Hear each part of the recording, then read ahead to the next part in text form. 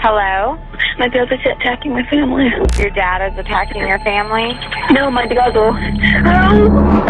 These were the chilling words of 12-year-old Daniel James Beaver as he begged for the police to save him from his two older brothers, who were running rampant throughout his house, killing everybody inside. But less than a minute after the phone call began, Daniel could be heard screaming and begging for his life until the line went dead.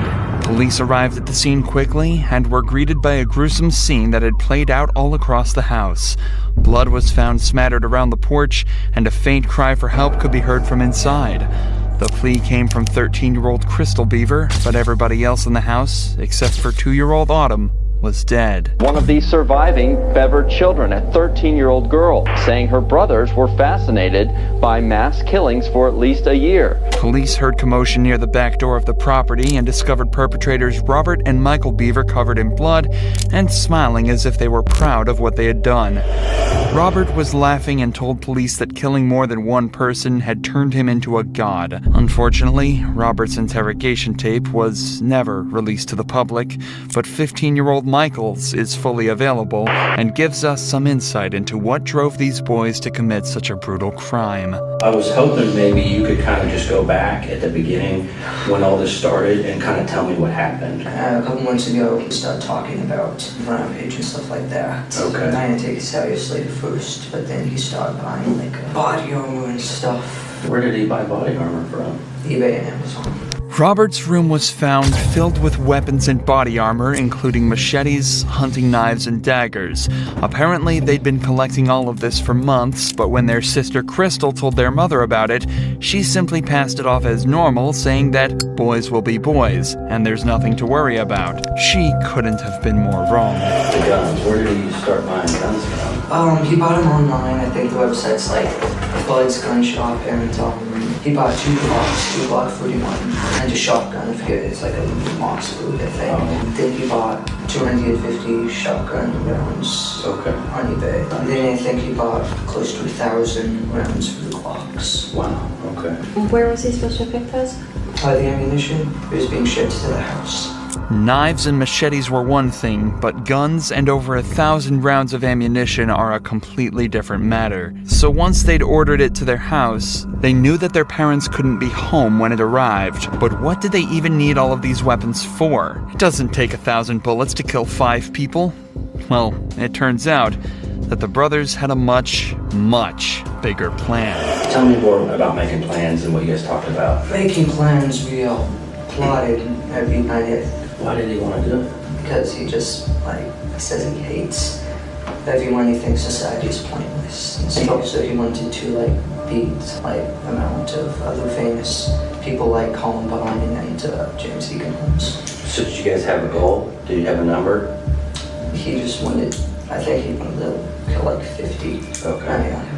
The two boys stayed up late most nights talking and scheming, and once they realized they were both separately interested in murder, the die was cast, and from their perspective, there was no turning back. The boys had grown a bond throughout their lives due to their living conditions. Their parents, April and David Beaver, were somewhat abusive to their children. They were homeschooled and even told not to interact with children outside of their own family. This left them alone with their own thoughts a lot of the time, and their only perspective of the outside world was the one that they'd formed in their own minds. This is how they developed such a negative outlook on society, and what drove them to form the next part of their plan. You picked a date, you said. Yeah, which was yesterday night. That was the date. How'd you pick the date? They involved a number of packages and stuff would be out. Because, all the ammunition, he didn't want them to see that. So we wanted to tell everyone at the house first. Okay. And then wait for all the packages to show up over the weekend. And they would take the Yukon and we'd have our state with the guns. So, their plan was set. Michael even said their idea was to cut up and dismember the bodies of their family and hide them in bins while they camped out waiting for the guns to arrive.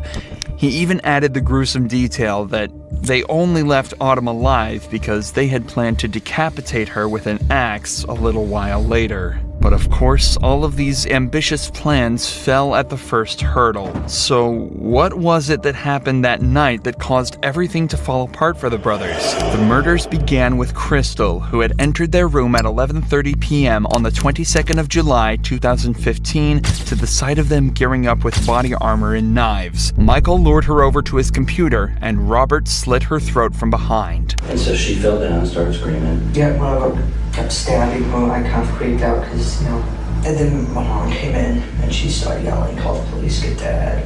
And then he came over and started attacking her. So he stabbed your mom with the same knife? Yep, same knife. And where did he stab her?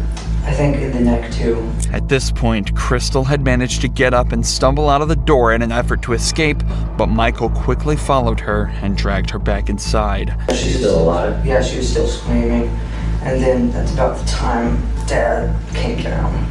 They got a little bit of a fight, but then eventually Robert got him down. Did he cut his throat too?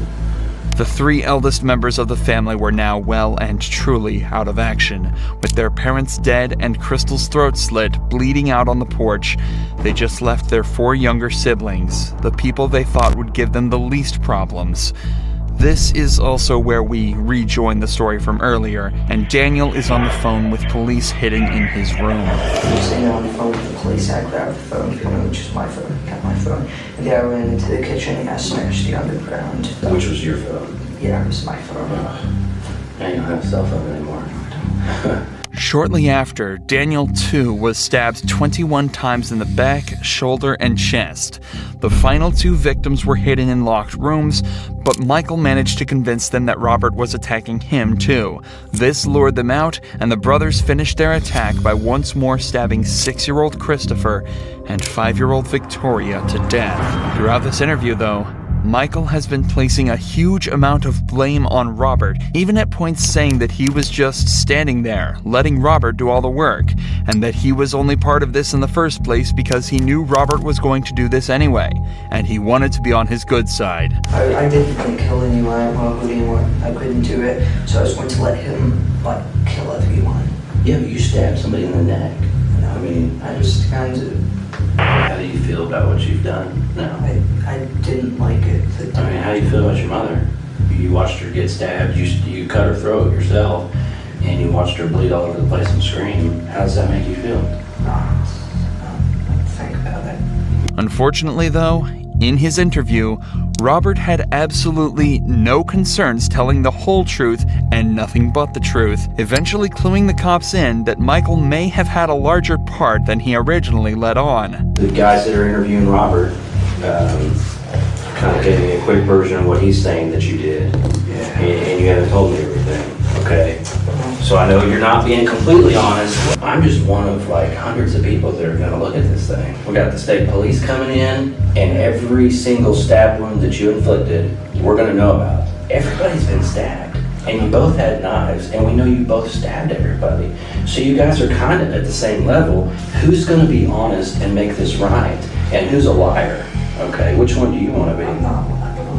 As is often the case, this simple rhetoric was all the cops needed to use to get Michael to open up and finally confess to being as big a part of the murders as Robert was. Michael admitted to slitting the throats of Crystal and his mother, as well as stabbing Christopher to death. And as usual, one confession led to another, and we gained even deeper insight into the minds of these twisted teens. You only stabbed your family because they were in the way towards the bigger plan? They were in the way and higher count.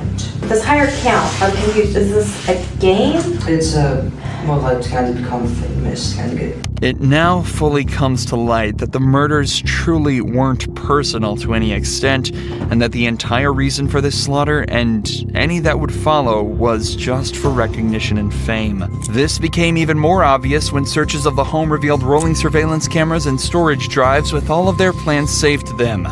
Robert later revealed that they planned to make 2 videos, one to taunt the police with, and another to post online. The rest of Michael's interview footage consists of him writing a statement that unfortunately was never publicized. But whatever it was that he wrote must have been pretty messed up, as the detective watching over him couldn't even finish reading it, and reacted like this.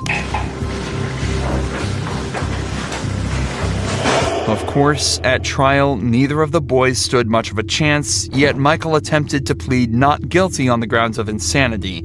However, it didn't go so well for either of them, and they were both given 5 life sentences without the possibility of parole. The surviving children, Crystal and Autumn, were adopted by the same couple.